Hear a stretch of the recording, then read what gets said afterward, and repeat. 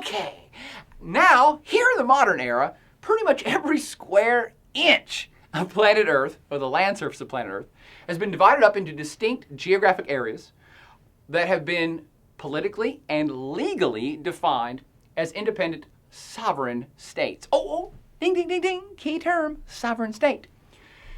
These sovereign states are owned and operated by the governments of those places.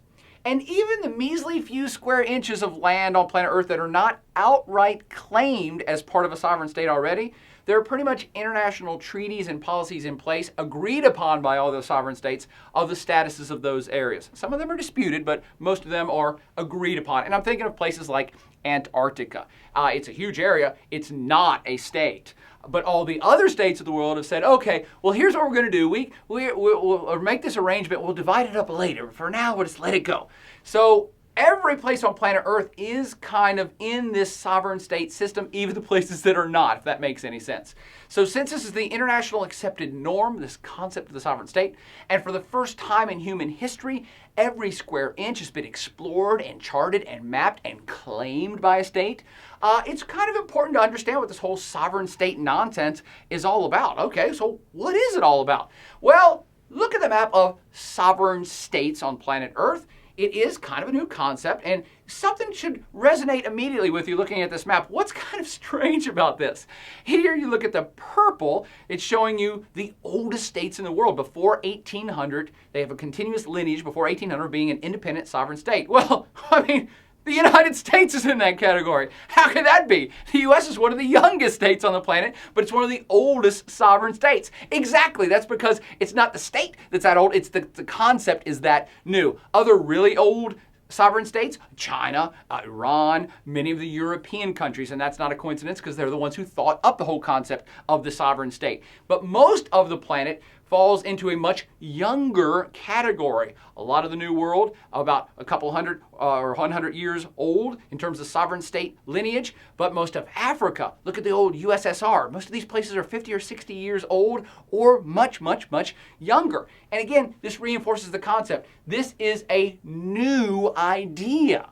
The world's been around forever. The sovereign state concept is what's new, and it really has been embraced by the entire planet. Okay. So what did people do before this awesome concept of the sovereign state became all the rage in the world in the last 300 or 400 years? Well, for most of human history, people would have first identified themselves with a group of other people, not a territory per se. They would have said, I'm a part of this ethnic group or this clan or this tribe or this culture or this nation. And think about this. People move around a lot, so they weren't tied to a territory, they were tied to the peoples like them. And like-minded peoples getting together would have put a person in charge, or maybe a person came to power by force, or maybe they elected him as their leader, or maybe God blessed a certain person and they became the leader, whatever. And those leaders would have been called like monarchs, kings, queens, emperors, and these folks were the leader or sovereign ruler or sovereign of the peoples, not a place. Yes, there's territory involved. Obviously, they're people. They have to be living somewhere, but that's actually quite secondary. 1,000 years ago, you didn't have the king of France. You had the king of the Franks, the Frankish people. Yes, 1,000 years ago, you had a Chinese emperor who was in charge of the Chinese empire, but he was the leader of the Chinese peoples. That's his job, the peoples. It's quite different from today's world where everything's tied to territory, first and foremost. See? A little tricky. Things have changed over the years. Now, there's lots of terms here you've probably heard. Let's flesh out some of these, and they may help you understand the concept and how this has evolved over time. You've probably heard things like a state, sovereign state we've been referring to, or a nation, and those are quite distinct actually from a nation state. So what are these three terms? What are they all about? You should know these. First off is the state. We've already been mentioned it a million times already. Here in the United States, it's a little tricky because you call a state a country. And so you say the country of Finland or the country of New Zealand. You should be calling it state. On the international stage, those are states. And here's why it's tricky for people in the U.S. because the U.S. is the United States of America. So the technical term is the state of the United States. Everybody's like, that's too confusing. We'll call it a country. That's fine. But just realize when you hear the word state on the international stage, it's synonymous with country. So a state is a legally defined territory that has been recognized by other states. And that's crucial. So crucial, we're going to come back and explore that in much detail here in a little bit. But legally defined territory recognized by other states. There are 193 states on planet Earth right now. Maybe 194, 195, because there's some new ones coming on board. But 193 is the number to remember. Solid 193 sovereign states in today's world. Quite different from a nation. And a nation is a group of people, back to the peeps, a group of people who share a common culture, who may want to have their own government, may want to rule themselves in a defined territory. And there are unlimited numbers of nations. You can make your own nation if you like. Get a bunch of people together and share a common culture and you can name your own nation. But there are lots of them out there, perhaps an infinite number. And maybe some of you have heard of, like the Cherokee, a Native American nation of folks, which is different from the Aztec nation, group of folks who led Mexico several hundred years back, or the Zulu in Africa. In fact, there's hundreds of nations and tribes in Africa, or the Scots in Scotland, or the Persians in Iran, or the Mongolians. Maybe you've heard of the Kurds, and maybe even some easier ones like the French. Yeah. It's a group of people with a common culture. I mean, they eat snails and surrender. Or the Germans, that's another distinct common culture group of people. The Japanese, the Koreans, the list can go on and on and on. And that is quite different from something we're going to call the nation state. Now, a nation state is, as you might be thinking already, you put the two terms together. Talked about a nation, we talked about a state, slam them together. A nation state is a group of people who share a common culture, who may want to rule themselves, may want to have their own government in a defined territory, and do so in a recognized political area named a state. Ha! There you go. All right, a nation state. Can you think of any nation states on planet Earth? A lot of the ones we just named with nations are nation states. Germany, the Germans, of course. They are German people, common culture, and they have their defined state called Germany. The Frenchies right next door, same deal, but they're surrendering. All of Europe, actually, you can go all around Europe and be like, the Dutch, that's a nation state. The Belgians are different from them. The Italians, the Spaniards, yes. All of Europe is pretty much nation states.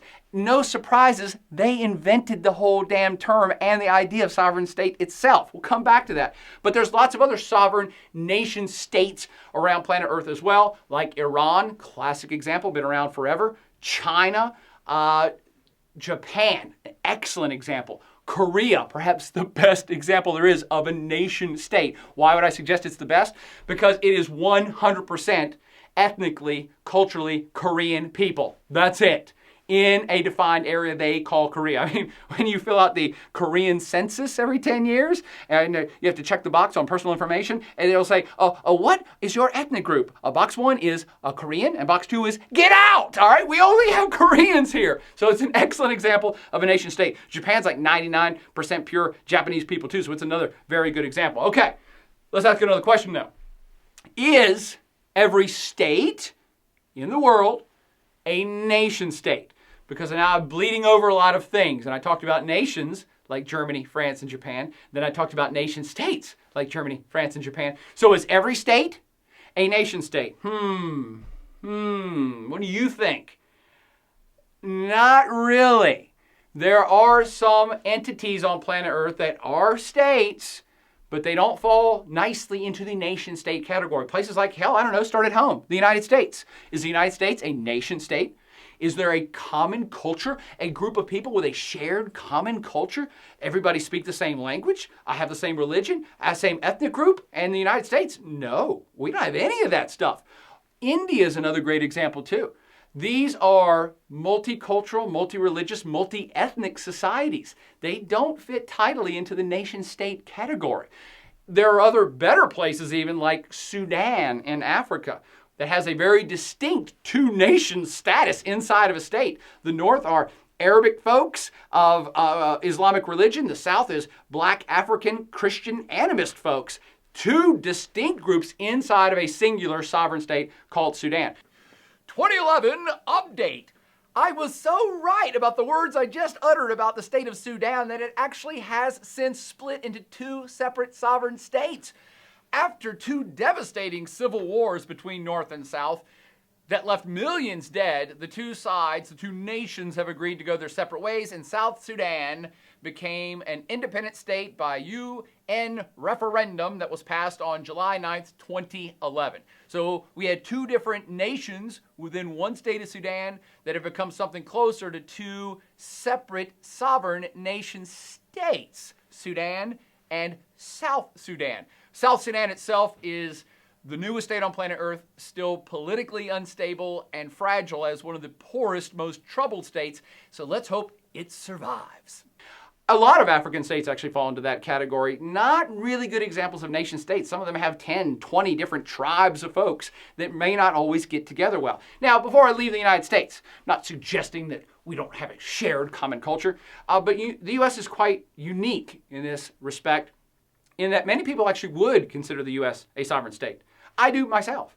And it's not because of a shared ethnicity or religion or language or none of that stuff. That's how most other nations have defined themselves. The U.S. does have a common culture, though, more based on ideas, on ideology. Everybody who comes to the United States shares these certain ideas. Personal freedoms, personal human liberties and human rights, and even free market capitalism, and the ability to do whatever you want to within a certain extent. And yes, and everybody, yeah, we all agree on that. That's our common culture. The U.S. has a common culture of ideas, and that makes it quite unique in the world, but we'll throw it into the nation-state category anyway. But don't assume all states on the planet are nation-states. You'll find that many states on the planet that have ongoing civil wars or friction internally in society are places that precisely are not distinct nation states that have different groups of people who may or may not like each other in the single state. Okay, next question. Can we have a nation then without a state? Oh yeah, of course you can. I mean, many of the ones we listed already are not sovereign states. They are groups of folks with a common culture, but they do not have that political arena called the state of which they rule themselves in. And there's some very famous ones of these as well, like the Basque of northern Spain. Very distinct common culture group of people, many of which who want to have their own state and want to rule themselves, but they don't. They're part of Spain. Or the Kurds, a very distinct cultural group of folks located across parts of Turkey, Syria, northern Iraq, Iran, that for hundreds of years have been petitioning and begging and trying to form their own Kurdish sovereign state to no avail. Over in sovereign state Georgia, you have Abkhazians and a nation of Ossetians, which are trying to form their own state. And we would be remiss without at least mentioning Palestine. It's a nation of folks, nation of Palestinians, who are trying to form their sovereign state. It does not yet exist, even though most assume it does. Or perhaps the Kosovars in Kosovo, which is a part of sovereign Serbia, another group, nation without a state, who's trying to become a sovereign state. Now, mentioning that, why don't the sovereign states like Serbia or Georgia just let these little territories go? I mean, Kosovo's like this big. Who cares? I mean, why not let Kurdistan or Kosovo or Waziristan or Texas become their own state? Here's the territory. Have at it. Well, it never happens, and here's why. Sovereign states never, ever, never, ever, never, ever, never, never, ever, never, never, ever, never, ever, never, never, never, ever willingly give up territory. Ever! Not in today's world. Now, I know what a lot of you are thinking. Oh, wait a minute. The Russians sold Alaskan territory to the United States. Oh, and the French sold the Louisiana Purchase to the United States. They gave up territory, yeah, for a whole bunch of money. And that was a couple hundred years ago. I'm suggesting in today's world, does not happen. No sovereign state gives up territory without a tremendous fight or a whole lot of money. One or the other. And why is that? Well, because you never know. You just never know. What do I mean by that? You never know what that little territory might be worth. You never know what the strategic value of it might be on top or the resources that lie underneath. Let me give you a quick example. Let's create a territory that you would think nobody would want. Let's create an island off the coast of California. Let's cover that island 10 miles high with dog shit. Let's call it Dog Shit Island. Who would want Dog Shit Island? Wouldn't the United States just give Dog Shit Island away to anybody who would want it or let it become its own sovereign state? If the residents of Dog Shit Island wanted to become their own state, the United States never would do it. And in fact, if anybody even attempted to invade Dog Shit Island, the Marines and the Army and Navy would be there to blow them out of the water to protect Dog Shit Island. Why? Because you never know. What if 10 years from now, a scientist invents a fuel that's 1,000 times better than gasoline and it's made out of dog shit? Oh, that's why you never give up territory. And you can't predict future geopolitical situations either. You never give up a territory that might attack you later, that might get taken over by an enemy later, that might have bombs pointed at you later. Sovereign states never, ever in the modern era give up territory without a tremendous fight, some of which we'll talk about during this semester. Okay, so if all those little dinky areas are trying to become a sovereign state, and I'm suggesting it's not going to happen easily, how does one become a sovereign state? How does an entity become a sovereign state? What does it take?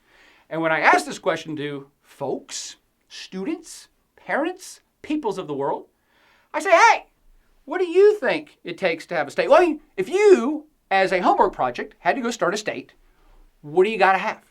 And people come up with lots of answers. Everybody's convinced, here are the things you need for a state. A lot of people would say you need territory. That's a good one, you kind of do. You need a government. You can't be a state without a government. And then you need a leader of that government, a leader of the state, and maybe a constitution, some sort of document describing the state and how it's going to run. Or an army and Marines and the Navy to protect the state, or the police to enforce the laws of the state. An economy. I mean, you have to make money in order to have a state. You have to have an economy. Oh, and you have to print money. I mean, you can't be a state unless you have your own money. Or a flag. You should have a flag to be a state. You have to have a symbol of a state. I come henceforth and plant my flag, and this is my state. Here's the real deal. You don't need any of that stuff to become a state. Any of it. Yeah, almost all the sovereign states of the planet have some of those elements. Some don't. The only thing you really need to become a state, you could do this yourself if you can pull it off. The only thing you need is this magical little term I've been referring to this entire time called sovereignty. Ha ha ha! If you have sovereignty, the rest of that stuff is details.